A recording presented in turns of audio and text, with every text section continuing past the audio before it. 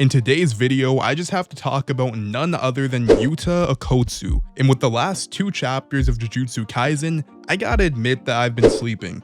I was wrong about the true power and potential of Yuta. So as many of you know, Yuta goes all the way back to the prequel of Jujutsu Kaisen where he was the protagonist in JJK Volume 0. While growing up, Yuta was really close friends with a girl named Rika. One day when they were out, Rika got stabbed and was going to die.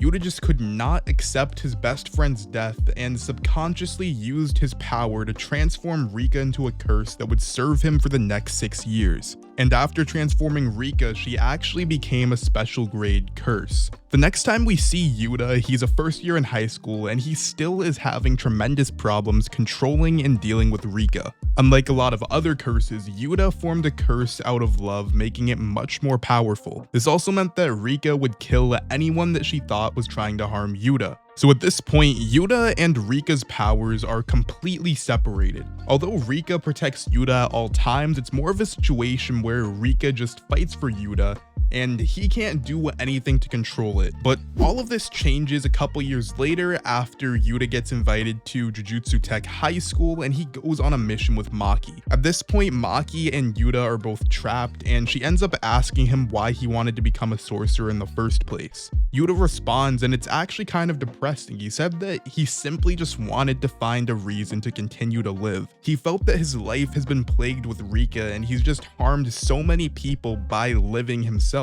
So he really just needed to find a purpose, something that he could do that no one else could do. And his desire to find this is also another direct parallel between the protagonist of Jujutsu Kaisen 0 and Yuji, the main protagonist of the story, as both Yuji and Yuta wanted to do something that only they could do. They wanted people to count on them and they wanted to actually make something of their lives. But back to Yuta. So in his conversation with Maki, Maki tells him that everything will be fine as long as he continues and keeps on exercising curses. So with this new inspiration, he's able to somewhat control Rika. It's not complete control yet, but right now Yuta is able to at least summon her on his own command, which is insane since she's a special grade curse as I mentioned earlier. And after Yuta does this, we get the first big hint about Yuta's true power.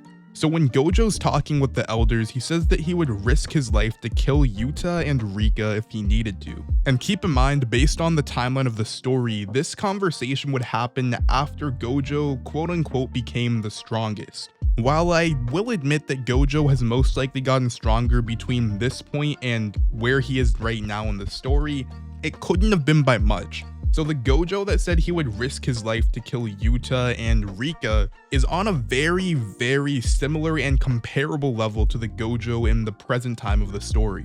And besides just Gojo gassing him up, we get the next major hint of Yuta's true potential during his fight with Geto. Geto, while fighting Yuta, says that when paired with Rika, it seems like he has unlimited cursed energy. And adding on to this, Yuta is now able to use and control Rika's power through his sword. He can also do this through his body, amplifying his punches, kicks, any strikes, and also amplifying his defense. So with everything I've mentioned up to now, you're probably wondering, how could I be sleeping on Rika? Well, as all of you should know, at the end of Jujutsu Kaisen Volume 0, Yuta released his curse on Rika.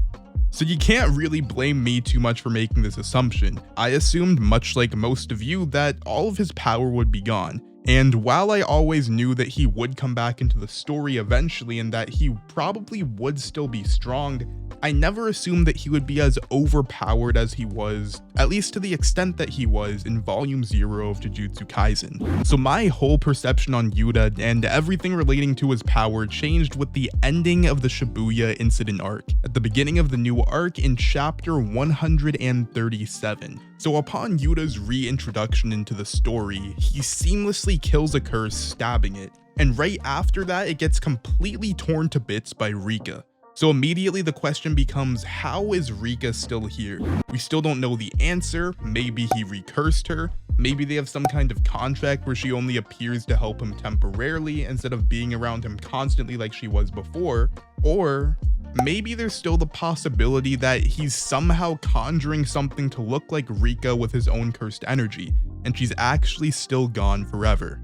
But no matter the technicalities of what's happening, the point remains that Yuta is stronger than ever upon his return. And unfortunately for our protagonist, he also declared that he would kill Yuji. Obviously this isn't going to happen, but Yuji's performance against Yuta will be very telling for his current strength and potential growth for the rest of the series. So yes, I've provided a lot of evidence about Yuta's strength, but still, up till now, everything has been mere speculation.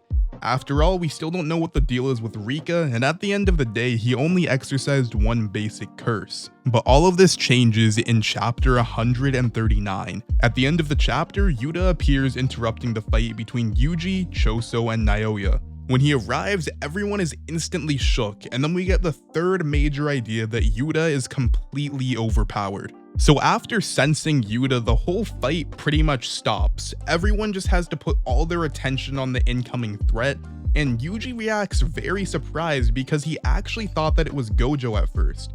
He concluded that no, it's actually not Gojo, instead it's something far creepier. And then it was revealed to be Yuta Okkotsu. And this is a major deal in terms of Yuta's strength and his power. From this scene alone, we can tell that Yuta is at least comparable to Gojo in some way.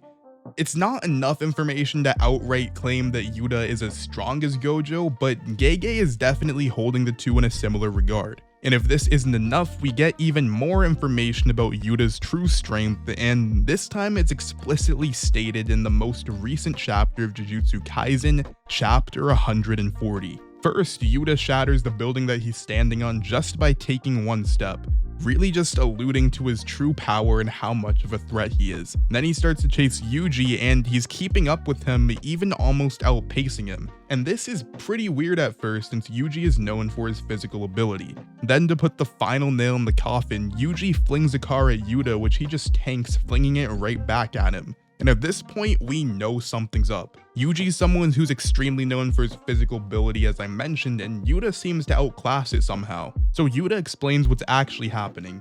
He says that he has a ton of cursed energy and that he constantly surrounds himself with it to amplify his strength. And then he says that he has even more cursed energy than Gojo, and the only thing separating them is that Gojo has the 6 eyes and limitless technique, so he will never run out of cursed energy. So essentially, Yuji is in a lot of trouble. I don't think Yuta is quite on the level of Gojo yet, but he is definitely up there relative to his master. And Yuji fighting Yuta is just a huge feat in itself, especially depending on how the fight plays out and how long it takes until Yuta runs out of power. If Yuta is able to fight Yuji for a long enough time, there's no doubt in my mind that he would win against Yuji.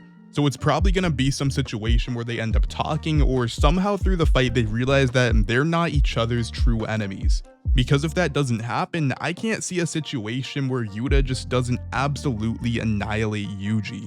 And with all of this, including Yuta's portrayal from the past, his history, his lore, and his current feats in the most recent chapter, I think it's pretty reasonable to say that Yuta Okkotsu may be the strongest person in Jujutsu Kaisen right now. The reason why I say this is because I'm excluding Gojo since he's sealed, obviously, and besides Gojo, the only other contender we could say is maybe Brain, but at the same time, Brain noted that he needed to seal Gojo so that he could execute his plan, meaning that we would have to assume that Brain is at least some level or some tier below Gojo. And if Yuta's being portrayed to be comparable to Gojo, albeit a lot weaker still, Yuta may in fact be the strongest person. The only thing we haven't accounted for is that Brain could have gotten a huge power up after absorbing Mahito, but besides that, I'm pretty sure that Yuta might be the strongest person in the verse. Either way, that's gonna be all for today's video. Go ahead and hit that like button 5 times with a black flash. While you're down there, might as well subscribe.